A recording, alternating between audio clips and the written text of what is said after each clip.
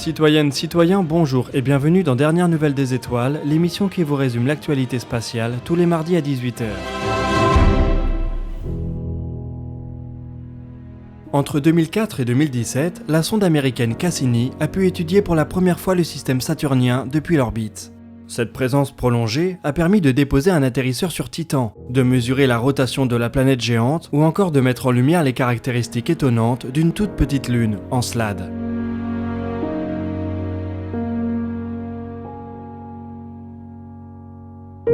Avec ses 500 km de diamètre et ses températures de surface avoisinant les moins 200 degrés Celsius, on pourrait s'attendre à ce qu'Encelade soit complètement morte.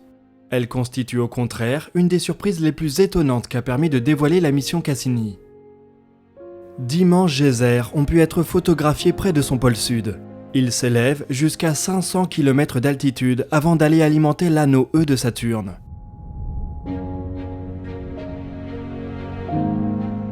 Des mesures de gravité et de libration ont par la suite apporté une quasi-certitude à la communauté des planétologues. Les geysers d'Encelade prennent racine dans un immense océan souterrain. Ces découvertes ont fait du petit satellite une des priorités pour la recherche de vie extraterrestre. Malheureusement, la prochaine mission vers Saturne, ce n'est pas pour demain, ce qui ne veut pas dire qu'il faut rester les bras croisés.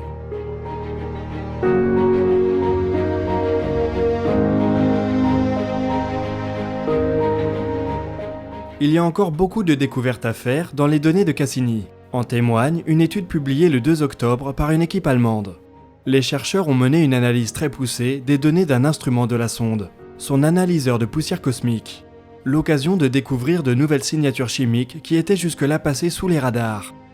Ils ont mis à jour ce qu'ils pensent être des composés organiques comportant des atomes d'azote et d'oxygène. L'éthanal et l'éthylamine sont fortement suspectés. Ce qui rend cette annonce très intéressante, c'est que ces composés organiques sont sur Terre à la base des réactions chimiques qui produisent les acides aminés et les protéines, une des briques fondamentales de la vie.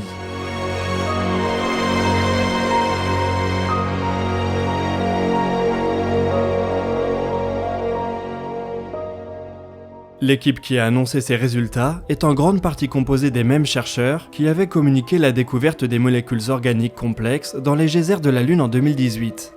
Une découverte qu'on avait évoquée dans le DNDE numéro 65. Bref, reprenons tout ce qu'on sait ou soupçonne fortement d'Encelade. La Lune abrite des geysers, lesquels sont liés à un océan souterrain salé.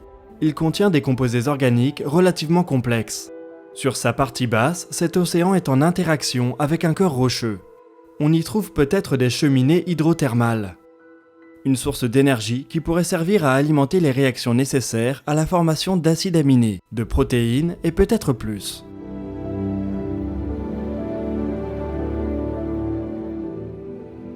Sur Terre, les plus anciens fossiles de micro-organismes ont été découverts près de cheminées hydrothermales. Ils pourraient être âgés de plus de 4 milliards d'années. Certains chercheurs pensent même que c'est dans cet environnement qu'est apparue la vie. Si toutes les conditions sont réunies, Encelade pourrait très bien avoir connu la même histoire. C'est malheureusement une hypothèse qu'il est bien difficile de vérifier. L'environnement qui nous intéresse se trouve tout au fond d'un océan, lui-même recouvert d'une épaisse croûte de glace. Et l'ensemble évolue à une dizaine d'années de voyage de la Terre dans les bonnes conditions orbitales. Ces découvertes pourraient tout de même pousser au développement d'une nouvelle mission dédiée à Encelade. La prochaine sonde à partir vers Saturne, c'est Dragonfly en 2026. La mission va aller déposer un drone quadcopter sur Titan, une autre lune fascinante de la géante aux anneaux.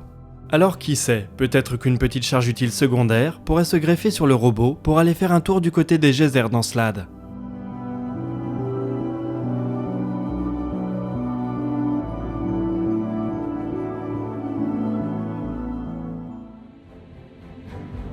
On va continuer notre tour des actualités spatiales du côté de la NASA.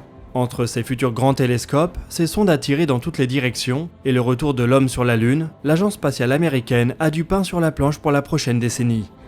Afin de se faciliter la tâche, elle maintient depuis 2010 un programme dénommé Flight Opportunities. Il doit permettre à des entreprises et des universités de tester de nouvelles technologies sur des fusées-sondes, des avions 0G ou des ballons. En 9 ans, près de 200 technologies dédiées au spatial ont ainsi pu être testées en évitant les coûts d'une mise en orbite.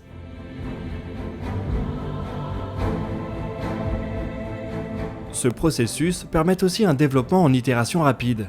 Il est bien plus simple de faire voler un prototype sur un avion 0G, d'analyser les données pour améliorer l'innovation, puis de le refaire voler sur le même avion. Un processus qui prend quelques semaines ou mois, là où les mêmes tests orbitaux prendraient des années. Bien entendu, les technologies en question doivent s'inscrire dans les plans actuels et futurs de l'agence. Le 3 octobre, 25 nouvelles propositions ont ainsi été sélectionnées pour intégrer le programme.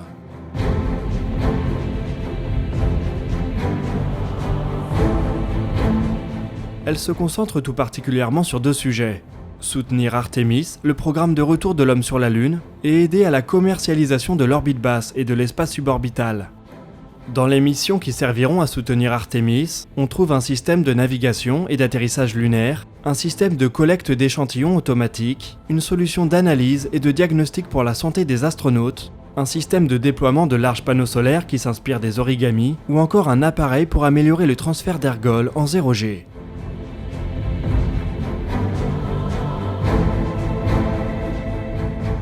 Parmi les missions qui répondent à la problématique de la commercialisation de l'orbite basse, il y a des recherches sur les CubeSats, un nouveau format de satellite de la taille d'un petit biscuit qui ferait passer les CubeSats pour de gros lourdeaux.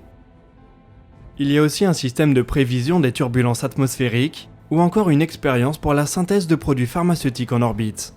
Toutes ces recherches ne déboucheront peut-être pas sur un vaisseau, une mission ou un produit opérationnel. Mais l'agence spatiale américaine s'assure ainsi qu'elle a quelques cartes dans ses manches si le besoin s'en fait sentir. Les recherches les plus prometteuses pourront éventuellement être testées à bord de l'ISS.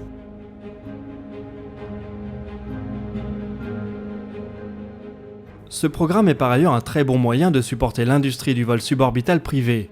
Un bon nombre de ces expériences devraient ainsi voler sur la fusée New Shepard de Blue Origin et le vaisseau Spaceship Two de Virgin Galactic. Il s'agira très probablement de vols sans équipage, mais les vols suborbitaux de recherche habitée vont bientôt suivre.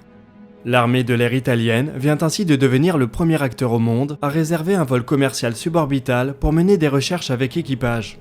Peut-être dès l'année prochaine, 3 chercheurs du pays embarqueront avec leurs expériences à bord d'un vaisseau Spaceship Two.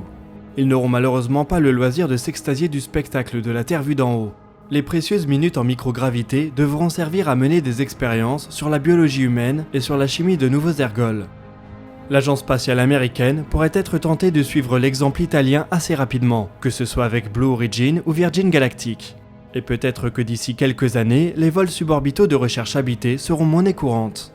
Il reste que c'est une commercialisation de l'espace suborbital qui passe encore largement par les agences gouvernementales.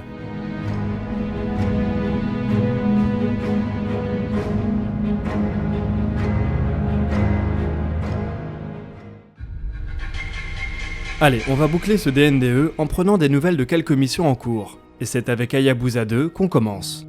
La sonde japonaise est en train de boucler son exploration de l'astéroïde Ryugu. Elle a largué le 28 septembre le dernier de ses rovers Minerva 2. Le petit robot octogonal doit toucher sa cible aujourd'hui. Il y a un certain suspense dans cette descente. La JAXA a découvert que le processeur du rover souffre d'une malfonction et qu'il ne pourra donc peut-être pas communiquer ses observations.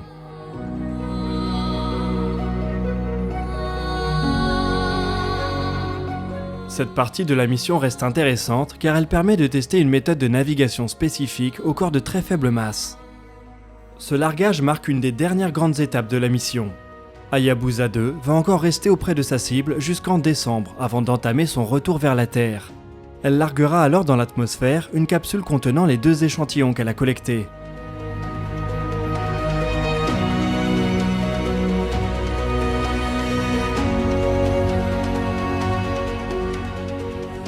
L'agence spatiale japonaise pourrait décider de prolonger la mission de la sonde après la livraison des échantillons.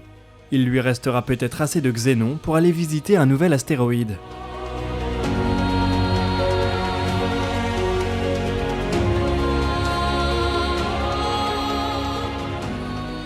Sur Mars, la foreuse de la sonde InSight est toujours bloquée à quelques dizaines de centimètres sous la surface. La NASA et le DLR, le centre spatial allemand, vont faire une nouvelle tentative de sauvetage en utilisant le bras de l'atterrisseur pour plaquer la foreuse contre une des parois de son trou. Ce qui devrait augmenter la friction et donc l'efficacité de ses coups de butoir.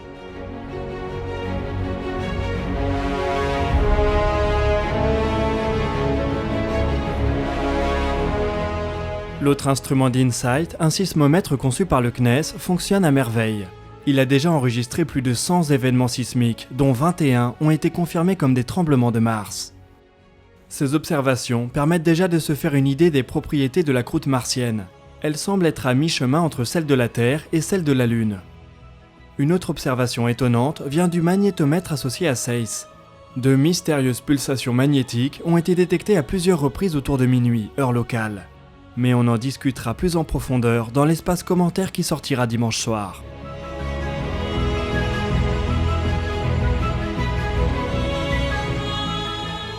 Du côté de Jupiter, la sonde Juno vient de réaliser une très longue phase propulsive afin de ne pas succomber dans l'ombre de la géante. Il faut près de 12 heures pour traverser la nuit jovienne à vitesse orbitale. Et 12 heures de nuit, c'est très long lorsqu'on s'alimente avec des panneaux solaires. Avec sa précédente trajectoire, Juno aurait dû en passer par là le 3 novembre. La NASA a préféré éviter la situation et a choisi de mettre à feu les propulseurs de la sonde pendant plus de 10 heures. La manœuvre a été un franc succès. Juno ne risque plus de vider ses batteries au milieu de la nuit de Jupiter, ce qui devrait permettre de continuer sa mission sans accroc.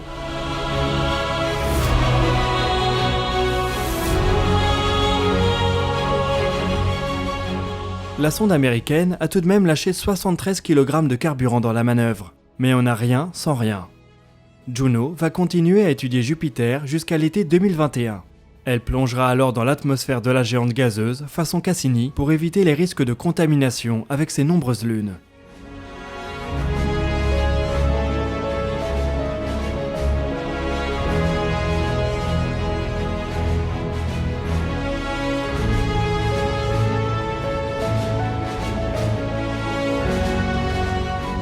Et nous voici au bout de cet épisode de DNDE. Un espace commentaire sortira ce dimanche à 18 h. On y répondra aux remarques et aux questions que vous vous posez en bas de cette vidéo.